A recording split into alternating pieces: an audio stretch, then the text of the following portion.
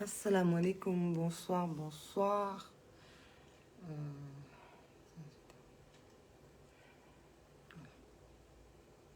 Assalamu alaikum, bonsoir. Bonsoir les amis, maa ngi nuyoo di ziar di jéggalu tuuti rek parce que le temps de faire ça. Voilà. Papi si maa leen raw bu baax a baax maa ngi ziar ñëpp maa ngi nuyoo xam naa ni tey moom bu ma bëggee nuyoo li ma gëj a nuyoo live bi day gudd torop donc dama koy jéem a tënk rek ngeen xam ni rek ni ngeen ma nammee rek noonu laa leen nammee wala nu ko raw voilà gëj nañu déggoo gëj nañu gisee waaye jàmm rek di leen sant itam di leen gërëm parce que y a beaucoup vraiment qui ont pris de nos nouvelles parce que comme gëj nañu dégg gëj ñu gis pour xam ndax ñu ngi ci jàmm donc jàmm rek voilà ñu ngi ci jàmm bu baax a baax di kontaan ci seen pas-pas envers notre modeste personne donc maa ngi nuyu ñëpp di ziar ñëpp voilà di wax rek ne lii ay di jàmbat comme on dirait dafa am loo xam ni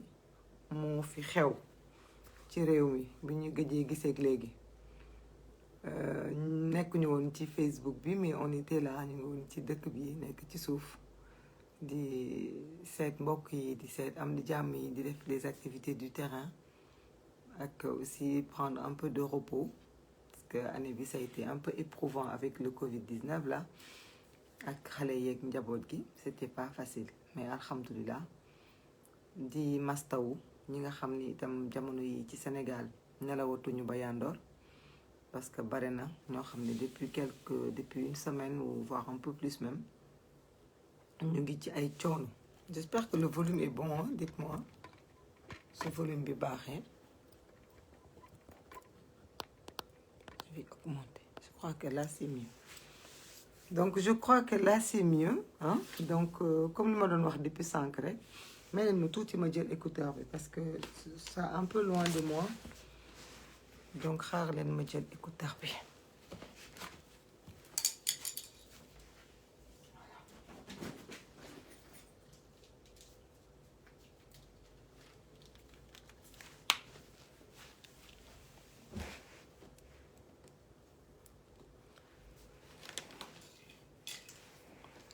Attendez, je vais l'activer. Voilà. C'est bon.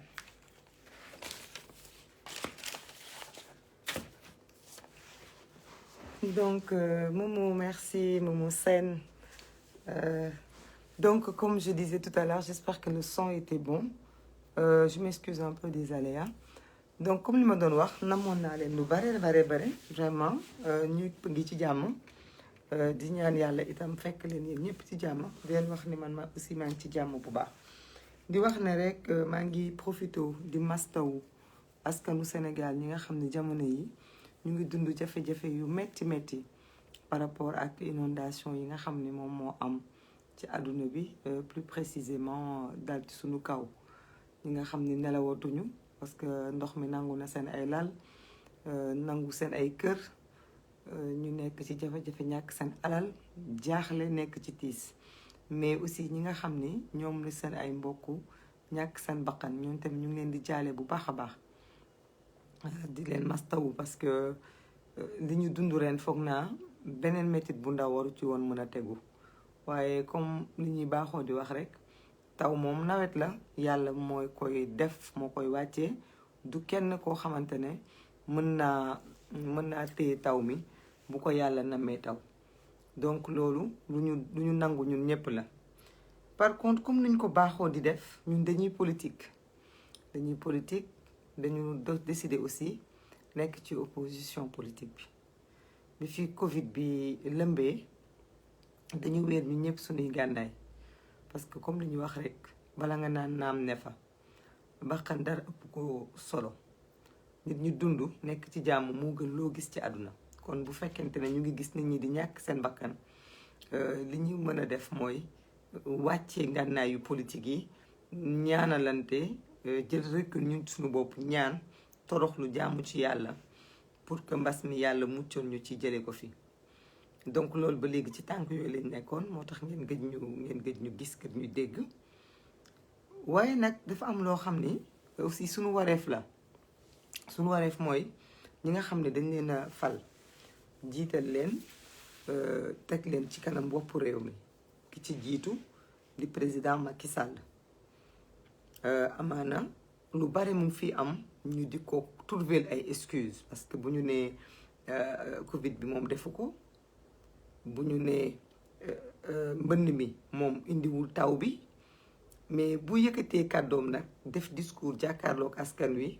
ñu koy def comme niñ ko daan defee rek jàngat li mu wax natt ko ñëw bokk ko ak yéen weccoo ko ak yéen tiis bi doy na sëkk maanaam kenn du jóg di politiser naqar ak ay bakkanu doomu aadama yu rot mais nag président de la république chef suprême des armées bu ñu dénk le budget du Sénégal mu arrivé au pouvoir depuis 2012 bi mu ñëwee au pouvoir mu décidé teg benn plan décennal ne plan bi mu teg dafa gis ni ci fukki at mën naa régler problème mu Sénégal bu dee lu mu waxante woon ak ñun ci njëlbeen ga defoon na ko président Macky Sall li ko dese suñu diggante ak moom matul ñaari at parce que at ak genn wàll la parce que 2022 bi ci la ñu waroon tàggu parce que bu defoon li mu waxoon muy 2 mandats de 5 ans yi kon waroon na jeexal kon bu ñu demee ba tey 2020 bi di waaj a jeex foog naa plan boobu mu tàmbali woon war naa mën a am ay résultats yu palpable ñu teg suñu loxo moom nag def na discours sànq wax na nit ñi ni def na ay bassin marigot yi mu def bassin bu mbaaw di jaar Kër Massar ak yeneen gox ay jëdd caaroy kaw ak yooyu yu mu tudd yu mu ne bu fekkonte ne du li mu liggéey kon mbir mi naroon na fi gën a yées mu wëlbatiku moom président Macky Sall mu ne ak adduna bi dañoo toll ci dérèglement climatique maanaam réchauffement climatique moom moo waral li am ni tey avec la complicité de la RTS aussi RTS avant président Macky Sall di wax tegal nañu benn documentaire ñu tuddee non comment boo xam ni dañu jëli li a nekk ci àdduna bi li am Arabie Saoudite li am États-Unis li am France li am feneen ak feneen ñu di ko wone pour xamal nañu ne li ñuy dund nii jamono yi lu mu metti metti du ñun kese ñu leen di wax ne leen waroon nañu am honnêteté intellectuelle bañ defee commande bañ defee vidéo yooyu nga xam dañ ko récupérer dans les réseaux sociaux au moment de la pluie mënoon nañu aussi après la pluie 24 heures après fa ndox ma jaaroon mu ci Médina mu ci États-Unis mu ci yeneen dëkk yi am yépp ñu jaaraat fa xool ba xam danañ fa fekk ndox mi ou pas kenn weddiwul ni liy wàcc ci àdduna bi volonté divine la kenn mënu ko weddi kenn mënul weddi itam ni taw bii dafa bare ndaxte du lu bees dafa nekk loo xam ni avertiroon nañu àdduna bi askan wi ni taw bi dina toll nii kon bu ñu ñëwee ba taw bi toll foofu ñu ne président Macky Sall ñëw nañu ay la yéwén li nga xam ni moo nekk di am nii ndogalu yàlla la RTS tegal ñu ay documentaire yu wane ni ci àdduna fépp yàlla ji mu ngi fay taw fépp yàlla mu ngi fay taw loolu foog naa bokk na ci lu firndeel manque de respect bi ñu am envers le peuple sénégalais ndax yow boo nekkee un président de la République tu es censé savoir quand même li nga xam ni dafay am des mois à l'avance pas nga nekk gisaane kat mais dafa am ay organisme yoo xam loolu mooy seen liggéey annoncé yim annoncé na ko am na ay rapport depuis début d'année ci àdduna wax nañu ni réchauffement climatique ndax du lu bees réchauffement climatique bi nekk di am ni du lu bees ça fait des années réchauffement climatique di am loolu moo tax président Macky Sall ak assisté na ci benn forum boo xam ne ñu ngi ko defee fii centre culturel Abdou Diouf bu ñu wax dañuy wax ci environnement loolu bokk na ci lu tax ñuy tere tey plastique bi ñuy jaay ci boutique yi ñu di ko tere parce que dañu war a defaraat sunu environnement defaraat sunu gàncax parce que loolu yëpp dafa bokk ci li nga xam ni dafay am incidence kon loolu yëpp su amee depuis début de l'année 2020 ñu wax ni en fonction de ce qui est en train de se passer ci àdduna bi tey gëm nañu ni ren taw bi dina bare lool ñu jàpp ne ku jëloon 750 milliards def ko ci benn plan pour régler le problème tey il devait avoir au moins la décence ak gàcce ñàkk a taxaw jàkkaarloog ñun di ñu wax ne dégagé naa 10 milliards pour régler problème bi ndax lu 750 milliards mënul régler du 10 milliards moo koy régler ci biir 10 milliards boobu mu taxaw ne daf koy régler ba tey président Macky Sall dafa jël ci biir 10 milliards boobu lenn loo xam ni dafa jàpp ne moom tout se règle avec l'argent dafa jàpp ni sénégalais yi ay ce sont des gens alimentaires ñoo xam ne bu ñu amee problème boo leen mosalee tuuti rek ñu noppi 10 milliards yi mu ne 3 milliards yi ndimbal immédiat lay doon donc ñu ne ci biir ndox mi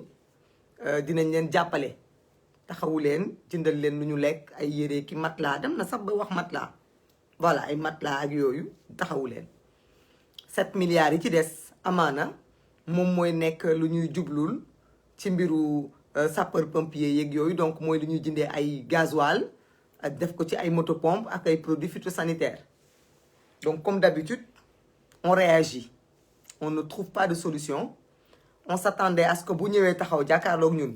bien que quand le problème s'est passé il a pris les airs dem sommet CEDEAO bi nga xam ne dinañ ci ñëwaat beneen jour bu dul tey wax ci mais dem ci loolu te jàpp nañu ni amul benn solo bu sommet CEDEAO boobu mën a am lu ëpp sunu bakkan yi ñu bàyyi fii nii ak situation bi ñuy dund mais il est parti dem na ci sommet bi ñëwaat na woote na réunion d'urgence ñu di ko doon xaar mu am courage wu au moins xalaat Sénégal naka la ñu war a mën a génnee ci problème yi mais pas seulement nga ñëw encore proposer des bonbons un peu de chocolat un peu de ceeb un peu de meew un peu d'huile comme d'habitude dañuy révolté wu plusieurs fois dañuy révolté wu parce qu'on a mal parce que ñi nekk ci diggante yi mënaluñ leen lu bare bu dee ay jigéen lañu dañuy yëkkati suñu yére may leen bu dee ay ñu jege lañu wala ñoo xam ni suñuy jege suñuy militant wala ñoo xam ni am nañ ci ñoom accès direct wala ñoom ñu am suñu accès direct ñu yëkkati as tuut may leen parce que si suñu ñàkk la ñu ko yaakaar mais ñoom ñu yor état te jël 750 milliards amul lu ñu ci rendre compte président Macky Sall rendre ñu compte lu dul pour wax ñu ne li ma jot a liggéey baax na donc dafa am lu ñu war a yokku loolu daal moom mooy bilan wu 750 milliards yi dem ci mbënd bi de 2012 à 2020 donc 8 ans sur quelqu'un qui devait faire avec nous que 10 ans quelqu'un qui devait faire avec nous que 10 ans nga doxal 8 ans dara baaxul nawet bi ñëw tey ndox mi yàq nit ñi yàq ci dëkk nga teg ci itam moom président Macky Sall ba léegi mooy wax comme man li ma leen wax rek man damay def bu waxee ba pare ma déglu li muy wax ba pare ñëw tojal ko nit ñi ñu xam point par point nga dellu ne dañu war a changer suñuy comportement nim ñi tëjee woon 3 weer ci coronavirus bi xëy nañu tàmm leen dund ak Covid bi noonu la ñu waxee tey nañu changer suñuy comportement nañu respecter les cours d'eau yoonu ndox mi les yoon ñi nga xam dañoo dëkk ci yoonu ndox nañ ko respecter à se demander ça nous sert à quoi d'avoir un président de la République ça nous sert à quoi d'avoir un président de la République. Si nous, peuple sénégalais, on n'a pas le droit, amuñu sañ-sañu yaakaar ci suñu président bu ñu feebaree mu defaree hôpitaux ñu faju bu ñu xiifee mu def système bu nit ñi mën a jëndee wala liggéeyee lu ñu mën a dundal seen bopp. bu fekkente ne nekk nañu ci ay jafe-jafe ñu teg ay solution yu ñu ci génnee bu fekkee bu ñu jaaxlee mu won ñu yàlla ne ñu yàlla moom moo ko dogal ak réchauffement climatique bi. bu fekkente ne loolu yépp am na ñun lan la ñuy doyee président de la république nañu dénk suñu bopp yàlla nañu dénk suñu bopp yàlla bu fekkente ne moom amul solution budul nañu changer suñu comportement ñun sénégalais yi ñoo war a changer suñu comportement mais pas moom ñun sénégalais yi nga xam ni kenn ku nekk ci ñun dangaa góorgóorlu ña dëkk HLM parcelle boobu noonu parcelle ci Kër Massar dañu tabax ñenn ñi dañoo loué ñenn ñi dañoo jënd mu am ay autorité mu am administration mu am ay filières yu nit ñi war a jaar ba bâtir donc les gens ne se sont pas levés du jour au lendemain rek tabax comme ça Dakar ba mu fees Dakar dafa président Macky Sall du moom moo ko créé mais daf ko fi fekk li tax du ñu waxati lu ci ginnaaw c'est vrai que les inondations yàgg naa am moom bi mu faloo sax daf ko fi fekk inondation bu metti 2012 mu ne am naa ci solution am naa ci vision bi 750 milliards la leen di coûter amaana sax mu ëpp ko 770 milliards moom lay jar moom la vision bi di jar débloqué xaalis bi def ko ci toog ba 8 ans après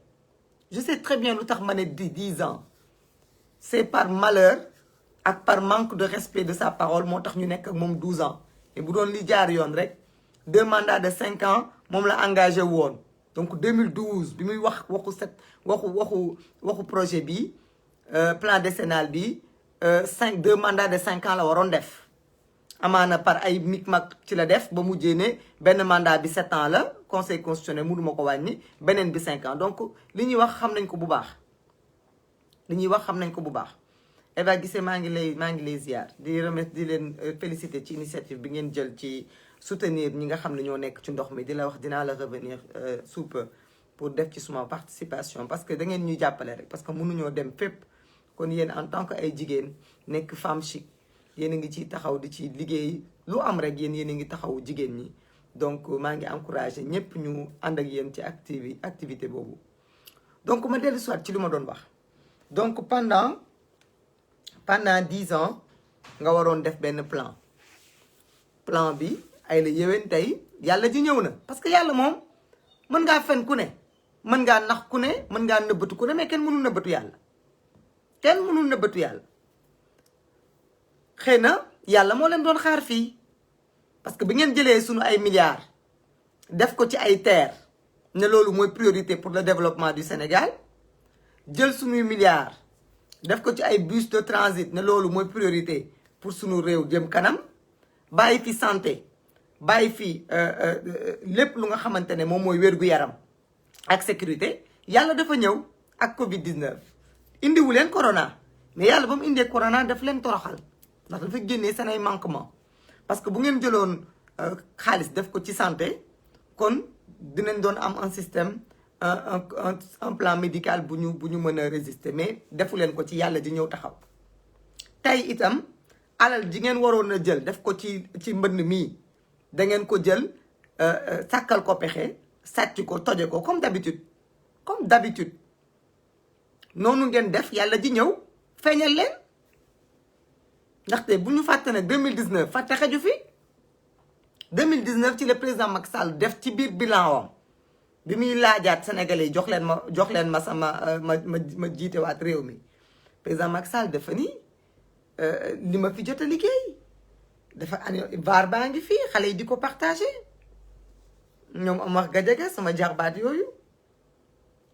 da ngeen wax ne président Macky Sall dafa boole ci discours am ne Sénégalais yi jox leen ma parce que bu ngeen ma joxee dinaa gën a defar parce que ma jële naa fi inondation li ma fi def lii ak lii li ma fi def lii ak lii tey jii bu yàlla ñëwutoon ak taw bu bare bi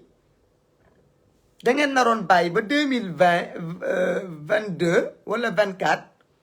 ah da ngeen koy boole ci seen programme malgré que xaalis bi dañ ko sàcc mais dañoo naroon taxaw wax nit ñi ne réglé nañu inondation jëlee nañ ko fi parce que fu waa kër président Macky Sall toog ci ay débat télévisé loolu la ñu doon wax nii ba président Macky Sall ñëwee ba léegi inondation jóge na fi man mii néga ni daaw def naa plateau 2STV boo xamante ne nit ñaa ngi nekkoon ci inondation boobu même chose mu jël vacances moo gouvernement am ma di ko jàmbat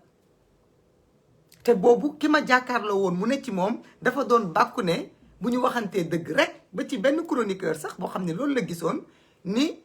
inondation yi wàññeeku na bu baax a baax ci réew mi wàññeeku na bu baax ci réew mi ñu di ko ndamoo di ko bàkkoo tey nag yàlla ñëw parce que kuy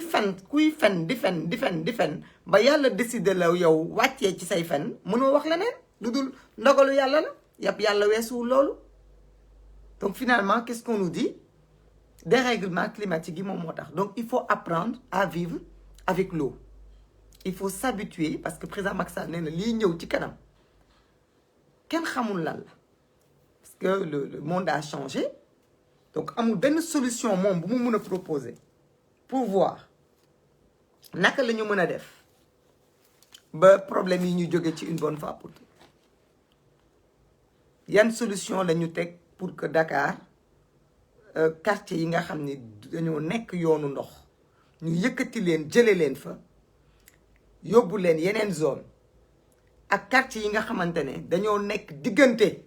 askan wi ak géej gi ñu ubbi fa ay yoon ba ndox mi mën a jàll dem amul solution bi mu am mooy sénégalais yi na ngeen changer seen comportement na ngeen même li amoon ak lii di ñëwaat na ngeen changer seen comportement parce que donc da ngeen ci am responsabilité et c'est ce que ça sous-entend bu nit nekkee ci jafe-jafe nga ñëw ne ko solution bi mooy nga changer comportement mooy da nga jàpp ni daf ci am responsabilité nga dellu ne voilà donc bu ñu changer suñu comportement ñu respecter les mooy loi de la nature yi fi yoon di ndox di jaar ak yooyu yëpp ñu respecté ko donc na sénégalais yi tàmmal seen bopp inondation na sénégalais yi ku ci dëkk ci étage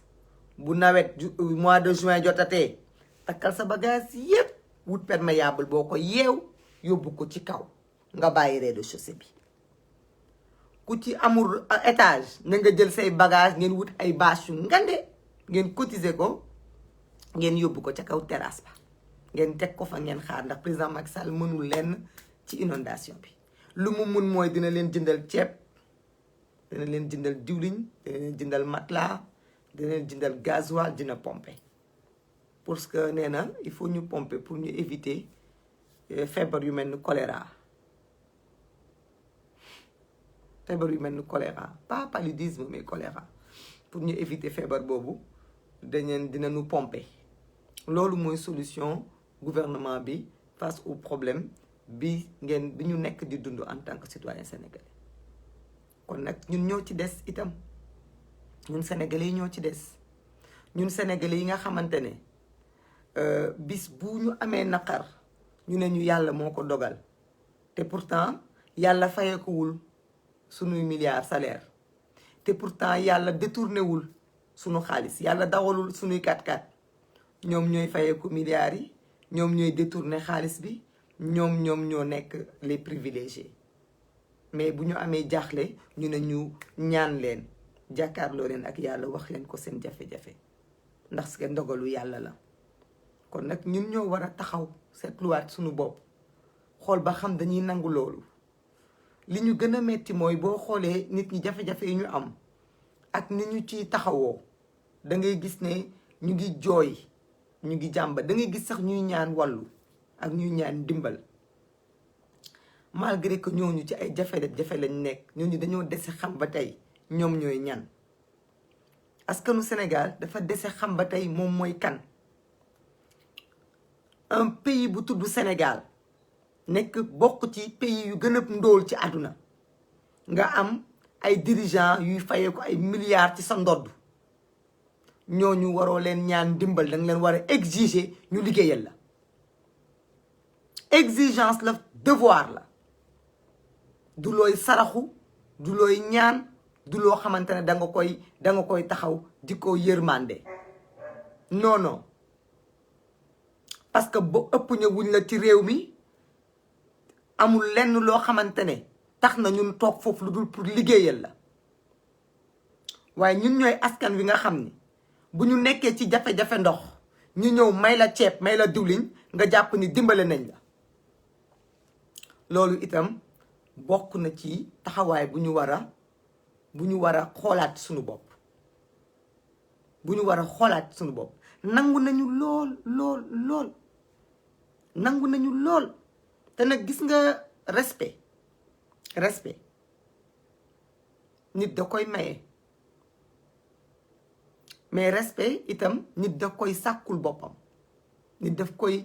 daf koy demandeel boppam ndaxte lan mooy yoon yow nga yeewu ci sa kër di la war ci sa ci sa réew yépp nga di ko def ñi nga jiite defuñu li leen war yow nga yeewu sa doom lap ci ndox moo xam ne maanaam yàllaa ko wàccee sax wante nit a waroon liggéey yoon bu mu jaar parce que bu ñu bàyyi woon yàlla kese yàlla ji léppam yoon la ndox mi dafa am yoon bu muy jaar ba dem géej ana ñu taxaw tabax diggante ndox mi ak géej ba tere ko dem ana ñi nga xamante ne ñoom ñoo ñëw defar ay tali sans xalaat ni dëkk yii buñ fi dëkkee buñ fi defalee ay tali comme tey terre bi ñu def ko te Tëngéej ba tax waa Tëngéej nekk ci biir ndox mi ñooñu ko def ñoom ñooy responsabilité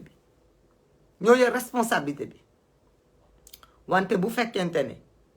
damaa yeewu ci biir ndox mi def ci sama kër 3 fan di xeeñ xunu ma war a taxaw di saraxu pour ñu ñëw pompal ma ko ŋaccal ma ko mu dañ ki bokk ci ki ma ko waroon dindil te dindilu ma ko ñëw amul lu may wax lu dul changer de comportement respecter les normes donc itam man sama jëmmu bopp dafa am taxawaay bu ma war a taxaw pour exiger ñu respecter ma parce que nag askanu Sénégal foofu lañ toll metti na ñu ngi bokk ak yéen mettit bi fu naqari yam rek ñu ngi fay bokk ak yéen naqar bi lu ñu mën dinañ ko def ak yéen mais pour que ñi ngeen xam ni ñoom ngeen fal ñu respecté leen ñu respecté ñu loolu ci ñun lay doon ñun ñooy taxaw ne tey fii lay doy fii lay yem ndaxte yéen ñëpp dañu dëkk seeni gox am ngeen ay maire am ngeen ay député am ngeen ay ministre président Macky Sall la ngi dem ak di ñëw di yëg ci avion yi di jaabante ngeen fal ko kon wax ji tamit dafay metti mais wax ji day dem benn instant dafa am ñu naan wax ji du faj dara tey bu boobaa ñaar rek a am wax ji du faj dara ñaar rek a am démissionné ba wax ji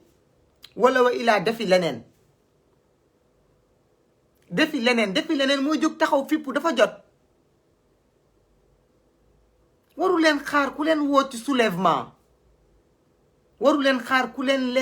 soulèvement parce que seen sutura moom lañu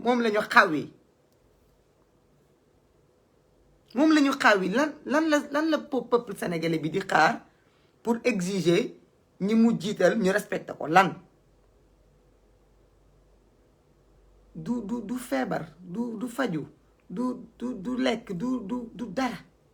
du droit am du liberté am du devoir am tey li mu am as tuut ne ci këram suturaam di lijjanti dépense am di togg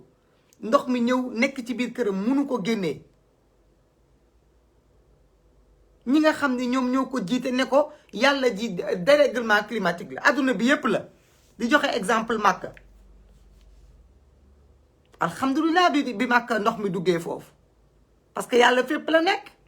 lu tax yàlla di dugal ndox feneen du ko dugal Makka mais Makka ndox mi ba mu génnee nam duggee la génnee ni mu duggee la génnee adduna bi ngeen di wane lu mu bare taw bi lu mu def lu mu wàcc bu paree ndox mi day dem parce que dafa am yoon bu muy jaar pour dem. nañu waxante dëgg dafa am benn volonté ak benn décision boo xam ni président Macky Sall jëlu ko jéemu koo jël nekkul sax ci yoonu jël ko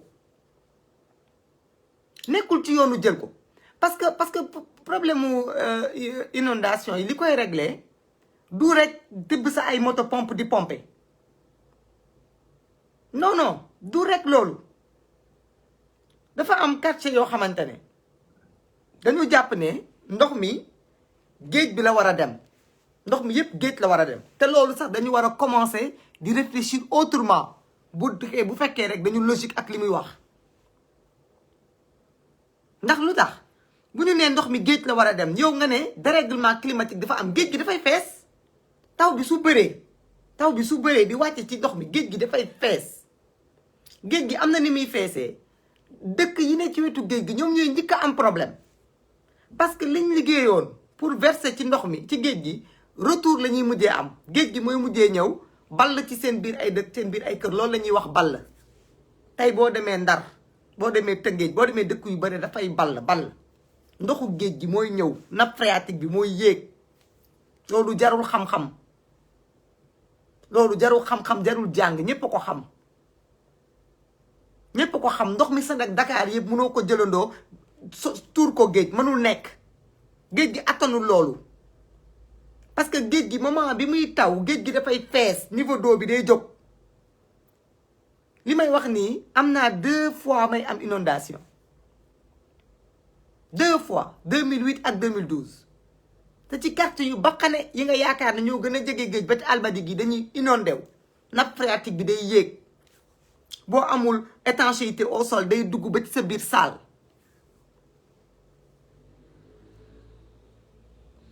day dugg ba ci sa biir salle donc loolu du solution bi ni nga jëlee sunuy milliards détourné ko yóbbu ko jam ñaajo jël sunuy milliards di ko def ci ay terre noonu nga war a jëlee ay milliards am courage yu créer des villes nouvelles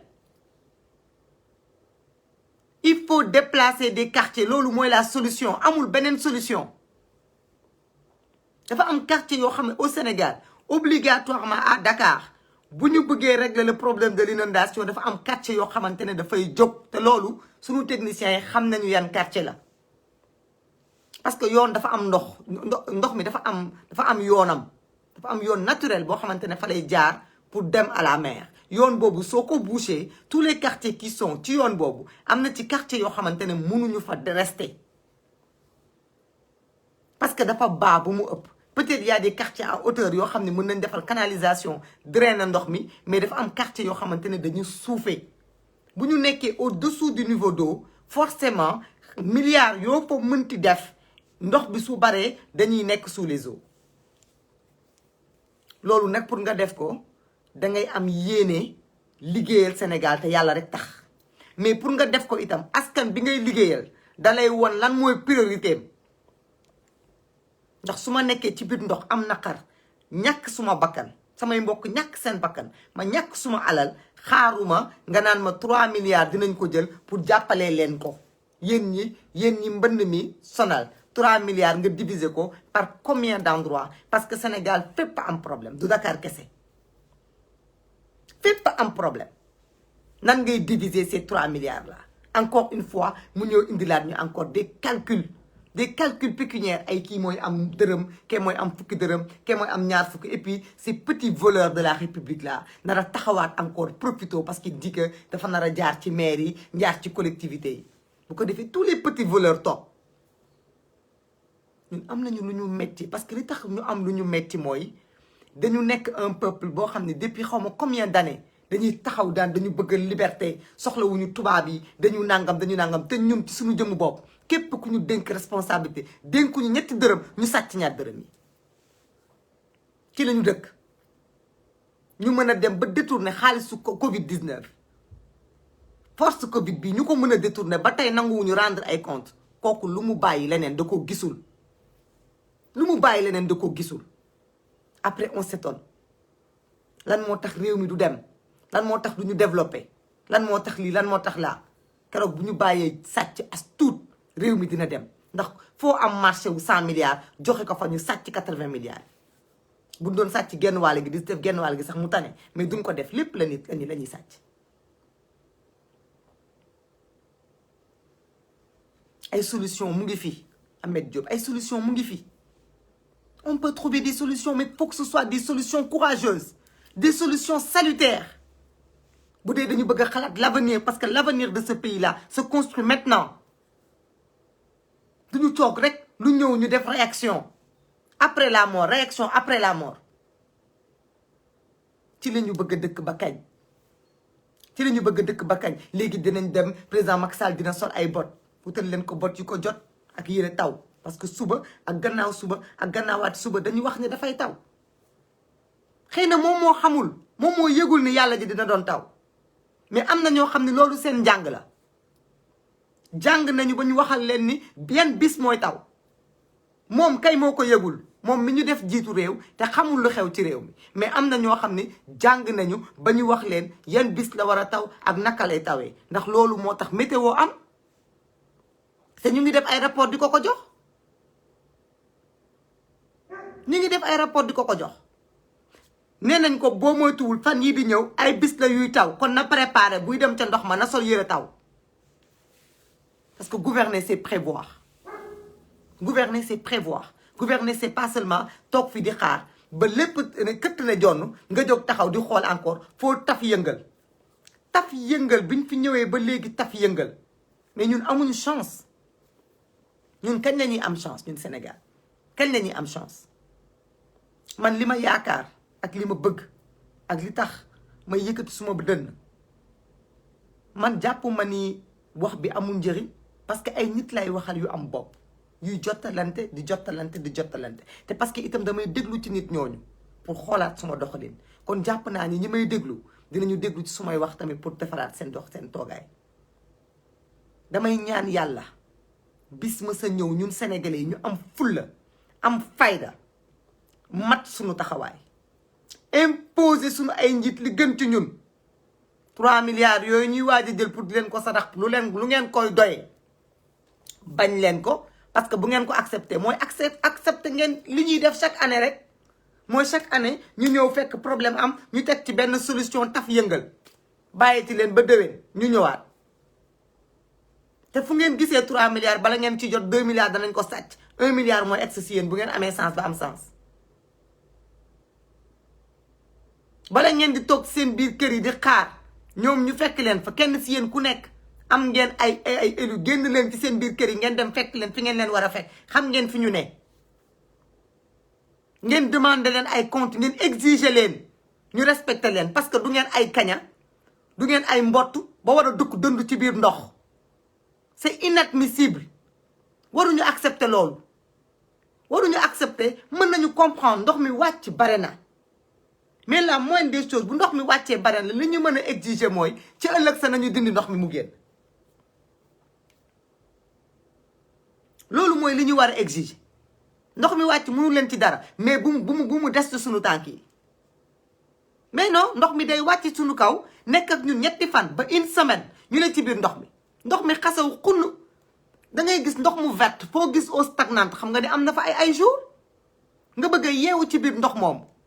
yàlla wàccewu la ci àdduna bi defu la mbott defu la nitu ndox nit la def nitu njaay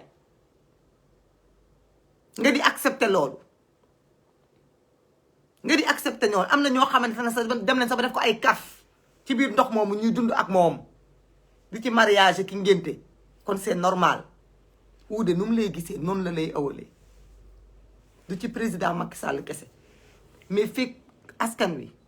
changé wul nu muy gisee nu muy xalaatee ak ni muy bañee ak li mu bëgg ci moom ku fi mënti ñëw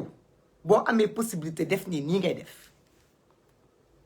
kon nag am na loo xam ni wàllu nguur gi la mais am na loo xam ni boo ma ko bëggee teg te yàlla teguma ko damay bañ damay lànk te ku ne nag ak ni nga war a mën a bañee ma ne ci biir ndox nekk samay jafe-jafe nga nekk sama njiitu réew ma di la xaar boobu ba léegi nga génn tey wax ak man lan nga ma teg ne ma naa jéem a jàng dund ak ndox mi parce que pexe amut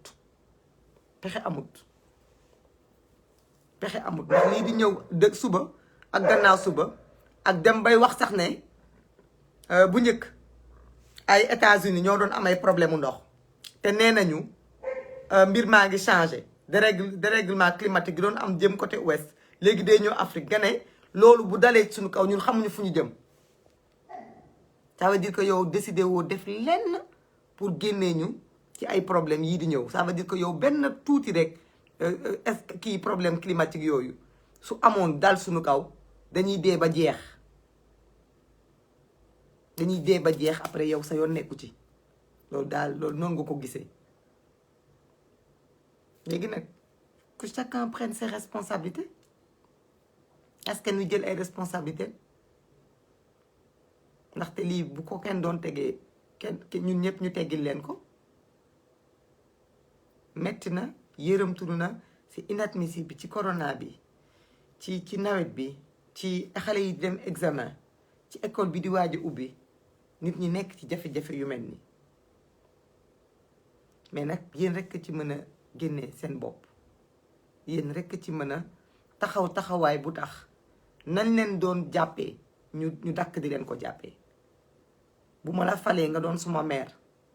may dund sama dund yu metti yi nga ñëw sama buntu kër dama indil saaku ceeb dinaa am ngor bu toll ni sànni la sa ceeb baa këpp ko ci biir ndox mi duma ko jël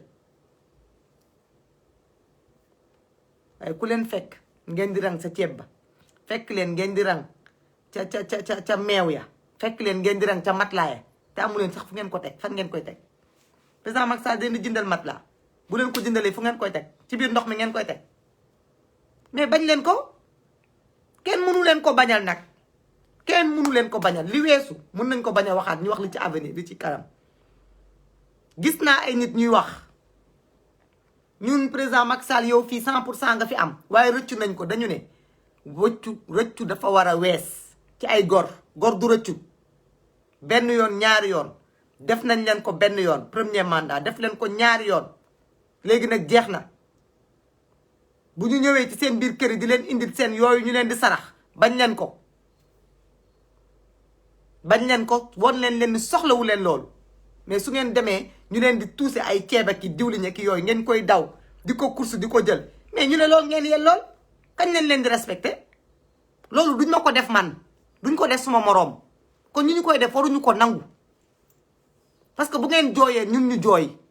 bu ngeen wootee wàllu suñuy xol yu buddeeku suñuy kaw lal leen nekk am na ci ñu bëri ñoo xamante ne amuñu problème mu ndox mais keroog nelawuñu dañoo yeew dañoo toog di xoole ba fajar parce que da ngay imaginer ki ne ci biir ndox mi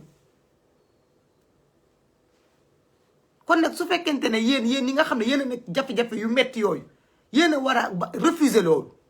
lan lañ leen di jëriñ 3 milliards yu ñu leen distribuer un discours qui commence par dire que ñi nga xam ne ñoo ñàkk seen bakkan état bi dina nekk ci seen wet pour jàppale leen lépp ci xaalis lañ ko takk xaalis bi leen tax ñoom ñuy daw xaalis bi tax ñoom ñu jaay seen ngor xaalis bi tax ñoom ñu ngoy ci nguur xaalis boobu lañ jàpp ni moom moo leen di téye yéen xaalis boobu leen jàpp ni fekk ñu ngi leen koy jox yéen du ngeen wax dara fekk ñu ngi leen koy jox luñ leen tegoo ngeen tegu ko ba defaat leen ay mbott te yàlla def leen ay nit ñoom ñu defaat leen ay mbott bañ leen ko da ngeen koy bañ wax ji du mën a neex parce que ñun ñoo bokk li ñuy dund mais ñun ñoo war a waxante dëgg itam ñun ñoo war a waxante dëgg fi nekk ay jour ngay dégg fii ci télé bi ñu lay wax waaw kii joxuñu ko lii kii joxuñu ko laa kii jotul lii indil nañu lii joxuñu ko waru leen soxla dara ci ñoom ngeen nekk ci jàmm nekk ay doomu aadama ay nit loolu ngeen soxla te loolu pour ngeen am ko il faut ngeen bàyyi 1000 francs yeeg junni yeeg 10 000 yi ñu leen di distribuer ngeen di ko jël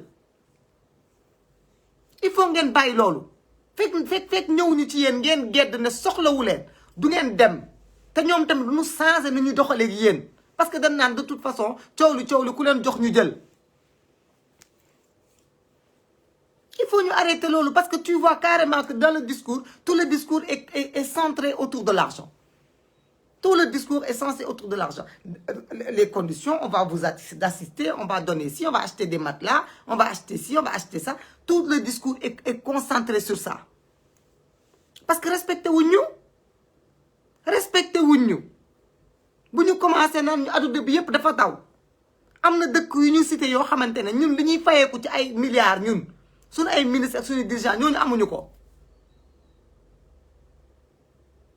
mais ñun dëkk yooyu lañuy diranteen mbagg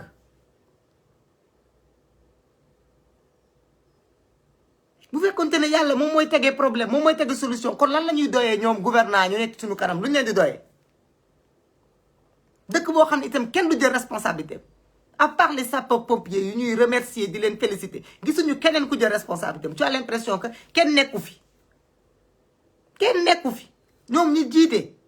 ñoom ñi jiite dañoo làqatu dem dugg di xaar président Macky Sall mu ñëw léegi ñëw na dina joxe 3 milliards suba nga gis ñëpp génn commencé ku ne jéem ci am wut loo ci am Macky amul ci ñun respect mais ñun itam exiger wuñu ci Macky Sall respect kañ la ñuy exiger ñu respecter ñu une bonne fois pour toutes jàppee nu ay doomu aadama bañ ñoo jàppee ay mbott bañ ñoo jàppee ay mbonaat kañ la ñuy exiger loolu bis dina mës a ñëw ngeen fippu bis dina mës a ñëw ngeen fippu waa ak croix rouge gis nañu croix rouge liggéey bu metti bi ñu liggéey il paraît que dinañ seen ci 7 milliards dinañ ci jàppale croix rouge mais di nga gis croix rouge du ci gis dara te ñoom ñoo koy sàcc encore association club de sàcc sénégalais lu am mu jéem ci am dara lu am mu jéem ci yóbbu dara ba kañ la ñuy continuer noonu adduna ak ñuy seetaan tey bugguma live bi gudd torop dinañ ci ñëw li xew fii ak côté Mali li bëgg a xew Côte d'Ivoire ak leneen dinañ ci ñëw incha allah dinañ ci dellu si ñëpp ñu ngi jéem a wane seen bopp pour ñu respecter leen pour wane ni ñoom duñu ay bàyyi ma pour wane ni li tubaab bi waxoon ba mu ñuy jël diñu takk diñu jaay li mu waxoon ni ñun ay comme ay singe lañu li mu waxoon ni ñun ay mala lañu comme ni ñuy jaayee ay xar di wane suñu ay bëñ ak di wane suñu ay noonu ñu doon traité pour ñu wane ni ñun duñu ay mala tubaab yooyu ñu jaayoon dañoo juum li ñu wax teguñu ko fenn ñun ay nit njaay lañu ñun ñu respecté suñu borom bi ñu sàkk la def ñu ay doomu aadama jox ñu xel jox ñu xalaat jox ñu lépp loo xamante ne rek jox na ko gën gi mbindeef mu def ko ci ñun loolu bis bu ñu bëggee ñi ñuy jiite respecté ñu àdduna respecté ñu xam ne sénégalais yi ñi jengoon di leen jaay dañoo juum ci jaay bi ñu leen doon jaay duñu ay jaam duñu ay mbaam ay nit lañu dinañu taxawaayu nit mooy lànk ñu ñuy traité de mbott ak i mbonaat parce que dafa metti ba fu metti yam waaye nag mbéjub kanam boroom a koy fajal boppam boroom moo koy fajal boppam du ma toog rek nit ki di ma teg lu ko arrangé lu ñu am mu ne nañ ko def ci nañ yàlla moom moo leen ko teg ngay wëlbatiku ñëw di pavané wu ci suma kanam di ma jëndal ay matelas ki ceebe ki diwliñ may daw di ko xëccoo comme nga ne yàlla moo teg nit ñi nangu leen yàlla dina leen fekk ji ndax am na ñoo xam ni dañu ne seen ay lépp dafa yàqu dëgg la metti na seen ay lépp dafa yàqu lan mooy solution bi ci ngeen jox budget plus de 4000 milliards mu ne 3 milliards lay ñëw jàppalee leen ko ngeen di nangu ñu saraxaat leen bàyyi leen di woote wàllu dee leen woote exiger ñu liggéeyal leen man su may seetaan ay vidéo di gis ñuy wax dimbale leen ñu dañuy ñaan yàlla dañuy ñaan président Macky Sall nañu dimbale nañu sarax ma ne xamagu leen yéenay kan askanu Sénégal xamagul moom mooy kan bis bu ngeen xamee yéenay kan dootu leen wax kenn dimbale ñu ngir yàlla da ngeen ko naan liggéeyal ñu lii moo tax ñu fal la da ngeen ko naan obligé li ngay def bu ko deful ngeen defanteeg moom li war a tax mu def ko lan moo leen dese lan moo leen dese ñàkk seeni bakkan ci ndox mi ñàkk seen alal ci ndox mi lan moo fi des si nee na si ils sont fatigués mais sénégalais moo bëgg toujours ku koy yërëm sénégalais moo bëgg toujours ku koy mastaw sénégalais moo bëgg toujours ku koy naxtaan parce que loolu mooy liy jàll am na discours yoo xam ne soo ko amee sax ñu ne amoo yërmande am na discours yoo xam ne soo ko amee sax ñu ne amoo xol parce que nit ñi dañ leen a war a yërëm nit ñi dañ leen a war a mastawu yërmande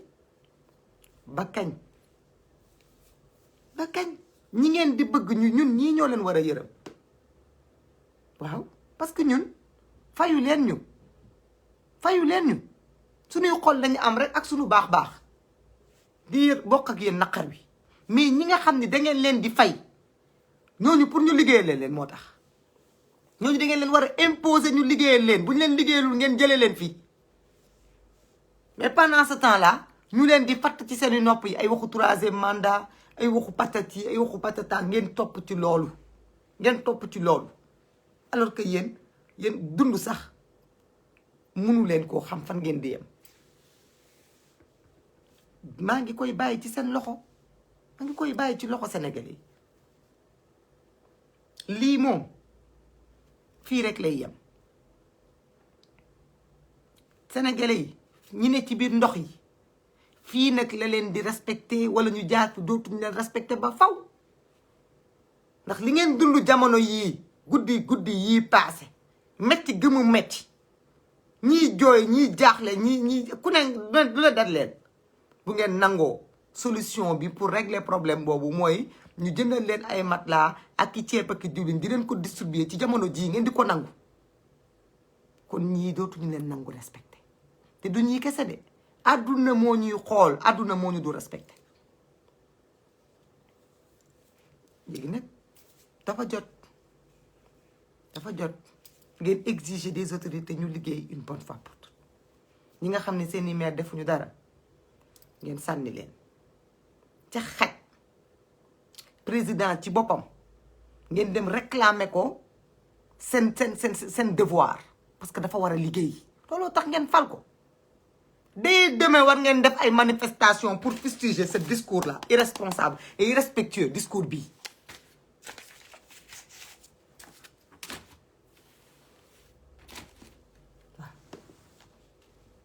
discours bu irresponsable bii yéen ñi nekk ndox mi yépp tous les gens qui sont dans l'inondation dans l'eau dañu war a demain matin organiser spontanément des manifestations contre ce discours irresponsable et insultant irrespectueux parce qu'un discours qui vient dire dérèglement climatique il faut apprendre à changer nos comportements le plan que j'ai fait a été efficace loolu mooy discours bi loolu mooy discours bi suba teel 8h 9h xaw ma ndox mi ngeen di tibb ku ne ci yéen bu tibboon paanu ndox laa wax ngeen yóbbu ko ca mairie ba wala kër maire mbaa kër ministre mbaa kër député ku nekk ci yéen na tibb paanu ndox ngeen di tibb xale yi ngeen jox leen siwo ndox ñu yenu ko ngeen dem yóbbul ko président Macky Sall palais ngeen ñi inondé ñëpp ñi nekk ci région yi yóbbu leen ko kër gouverneur comme nee na les 14 gouverneurs dinañ leen dajale yóbbu leen ko kër gouverneur ngeen dem toog foofu ci buntu gouvernance bi ngeen dem toog foofu di leen exiger leen ñu jëlee leen ci ndox mi parce que du ngeen ay mbott du ngeen ay mbonaat ba ñu leen di dundal ci biir ndox mi ndax ñoom ñi nga xam ne dañ leen fal pour ñu liggéey pour yéen ngeen leen di fay ndax li ngeen leen di fay yéen a ko moom loolu ngeen desee xam ba tey looloo desee dëggu ci seen bopp bi ngeen jóg ci seen bopp ngeen exiger leen ko waaw mais bu ngeen toogee di accepter di leen xaar ñu pasa dagg seddoo xool ñii am ñii amuñu ngeen fii waxaat kii aw maak kii daa jël xaalisu di adduna bi yépp duñu seetaan kan moo ñuy respecté waxuma sax ñun ci sunu biir mais adduna bi moo ñu du respecté ndax ñépp ak ñuy seetaan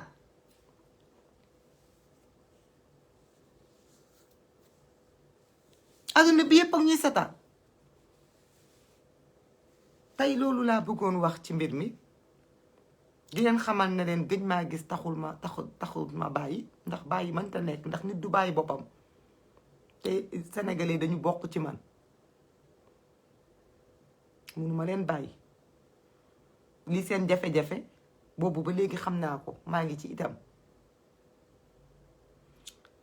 li ñu mën rek la ñuy def dañuy mën rek la ñuy def duñu bàyyi dara incha allah dinañ taxaw continuer di xeex mais dafa am loo xam ni ñun ñoo koy accepter ñun ñoo koy bañal suñu bopp am respect boo xam dañ koy exiger doo ko saraxu doo ko ñaan danga koy exiger danga naan tey jii tey danga may respecter par force waaye duma ne rek noonu la demee dérèglement climatique am na dina amaat day yokku parce que àdduna moo tëddee noonu réchauffement climatique les blocs de glace qui sont fondus partout dans le monde ak yeneen couche d'ozone bi leneen ak leneen mais président Macky Sall mais nit ñi jàng nañu tey ku jàngul sax yor nga sa téléphone xam nga li xew ci àdduna bi donc xam nañu ni àdduna bi dafay dem ci kanam muy gën a jafe mais li ñuy demander ci ñi nga xam ne dañ leen jiital di leen fay mooy ñu liggéey pour askan bi leen jiital nag bu fekkente ne dafa nangu ñu di ko ñàkkal fulla di ko ñàkkal fayda duñu ko respecté ci moom lay des mu taxaw benn bis mu ne tey jii tey li ma doon nangu dootuma ko nangu loolu nag ñun mënuñu ko defal ku nekk mun nañu bañal suñu bopp keneen bañal boppam ñu bañal ay nit bañ ci ay ruq yu ndaw ndawaan mais pour bañal askan wi yëpp a koy bañandoo am na ñu bari ñoo xam ne ñu ngi xeexal askan bi dañuy bay seen waar rek dañuy jéem rek mais am na loo xam ne suba askan bi su bëggoon mu jeex suba dafay jeex ndax am na taxawaay bu askan wi doon taxaw par la force dañuy taxaw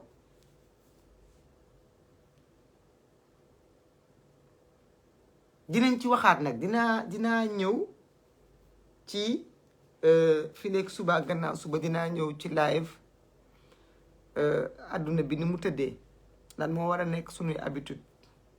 dans l'avenir ak xawma lan ak lan dégg nga dëkk yu bari am nañ ay solution ba ci Ndar gii ñu bokk dëkk yu bari am na ay solution yu ñu war a mën a def xalaat lañ ci am rek duñu ay expert ci loolu mais li njëkk ba njëkk mooy li ñaaw mooy loo xam ne kenn mënu ko rafetlu mooy nga nekk ci bopp réew te yow nga xam jafe-jafe yépp yi Sénégal yi di dund parce que danga cee bokk yow kenn boolewu la ci président Macky Sall danga cee bokk dangaa judd ci jafe-jafe ji màgg ci jafe-jafe ji jege sénégalais yi lool parce que li ñuy dund danga koo xam nga waroon bokk ci ñi ku leen gën a yërëm yow ku leen gën a am compassion ci ñoom mais yow yaa leen gën a mépriser yow mi bokk ci ñoom jege leen yow yaa gën a mépriser peuple sénégalais par ce comportement. dafa am jamono yoo xam ne noppi sax a gën wax ndax ba nga noppee ba léegi ñun xam nañ ni mënuloo xam nañ ni bëgguloo xam nañ ni yéene woo dañoo gëm yàlla rek te jàpp ni xëy na nattu suñu boroom nga ñu yee suñu askan ngir ñu xam naka la ñuy jógee pour lii bu mu amati juum bi ñu juum ci yow mu bañati am mooy suñu combat pour sensibiliser askan bi waaye nag tey boo ñëwee ba taxaw de dangay wax da ngay wax lan moo xew waxal dëgg ñu ànd ci ak yow mais boo waxul dëgg ñun ñi nga xam ne nanguwuñu nga manqué ñu de respect ci di fowee suñu xel dañuy taxaw jàkkaarloo ak yow. dérèglement climatique moo tax àdduna bi bare ndox mais dérèglement climatique terewul a yow nga liggéey lu tax ndox mu bare moomu te ñu yëgaloon la ko ba à l'avance bu ñëwee mu am fu mu jaar. loolu mooy wax ci mooy dangaa liggéeyut président Macky Sall liggéeyoo sa gouvernement liggéeyuñu ñi nga àndal liggéeyu leen sàcc ngeen xaalis bu bare détourné ko te yàlla ñëw na weer leen ci ndox mi ñëw te yëgu leen ko woon prévoiru leen ko woon te ngeen doon bàkkoo ni lépp baax na te yàlla ñëw woon leen ni waxu leen dëgg ndax bu lépp baaxoon lii du am ndaxte service yooyu joxe quartier yooyu noonu say service lañu kon bu lajj amee ñu autoriser fu yoonu ndox ay nit tabax fa sa responsabilité la donc sa faute la sa défaite la du défaitu askan wi ndax nit ki mën naa bëgg koo gis muy dund ci àdduna dafa bëgg jënd kër tabax yow mi yore état yaa ko naan doo tabax fii baaxul fii nii la ak fii naka la am na dëkk yoo xam ne ci àdduna kenn tabaxul ci suuf booy tabax da ngay jóg ci kaw respecter la nature nit ñi bàyyi ndox mi mu jàll mais Sénégal loolu amu fi ku mu neex bu ñëwee fay joxe kayit ngeen autoriser ko mu tabax jël ay promoteur jaay leen suuf si nga xamante ne moo war a naan ndox mi suuf desatu fi bu ngeen jaayee suufu Dakar gi yëpp ba suuf desatu fi Sénégal fi yeneen dëkk yi nga xam da ngeen fa war a defaru leen ko ngeen bàyyi leen ak seen bopp ndox mi di ñëw ba nangu seeni kër nga bëgg ko teg ci ndoddu suñu borom ndax moom amul gémmiñ loolu nga yaakaar du la tontu dalay xaar rek comme à l'habitude yàlla moom ku ko def benn mu fay la ñaar ci lu baax ak ci lu bon donc ñuy clôturer di ñaanal jàmm ñëpp di leen wax ne namoon nañu leen bu baax di jéggalu ci géej bi di leen wax ne bu doon suñu sago sax jamono ji duñu nekkaat ci xeex bi respecté nañu suñu kàddu mooy li leen waxoon dañuy teggi suñu tànk ci mbiru politique bi parce que mbas dafa nekk ci réew mi te moo ëpp solo loo gis wante lii taxaw itam gëw ma ni am na lu ko ëpp solo parce que bu nit ñi demee bay ñàkk seen bakkan ci ay ndox di dund yu metti yu mel nii on est obligé quels que soient les engagements yu ñu jëloon ñu def ci ay kii ñu changé ko ñëwaat taxaw à vos côtés donc Inch'Allah à très bientôt pour un autre rendez-vous merci beaucoup.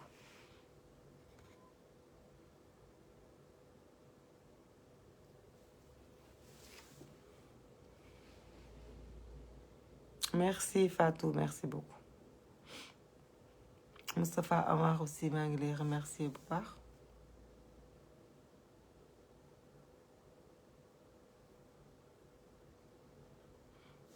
Man Yarou nee na du régime bi rek vous avez tous échoué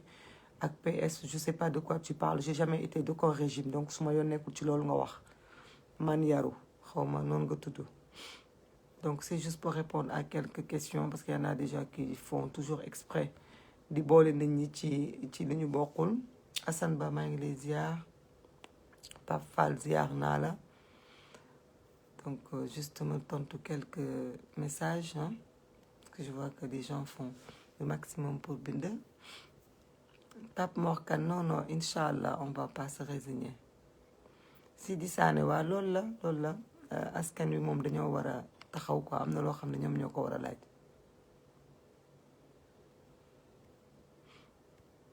Yaar Fall bañ ba dee rakki Assane Diouf maa ngi lay ziar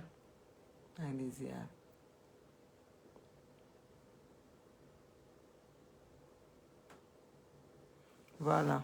Daba Naax Fall waa loolu la de waruñu nangu ñu leen di indil ay lekk ñu di koy nangu parce que de loolu dafay bokk ci di leen di gën a yàplu. Ali Ba waa gis nga di wax nañ ba sonn mais comment faire il faut ñu continuer rek mënuñoo ñàkk wax donc ñi nga xam ne jotuma lire seen ay message nañu ma jéggal parce que day tax live bi gën a gudd mais Inch'Allah je vous promets de revenir très bientôt merci à vous merci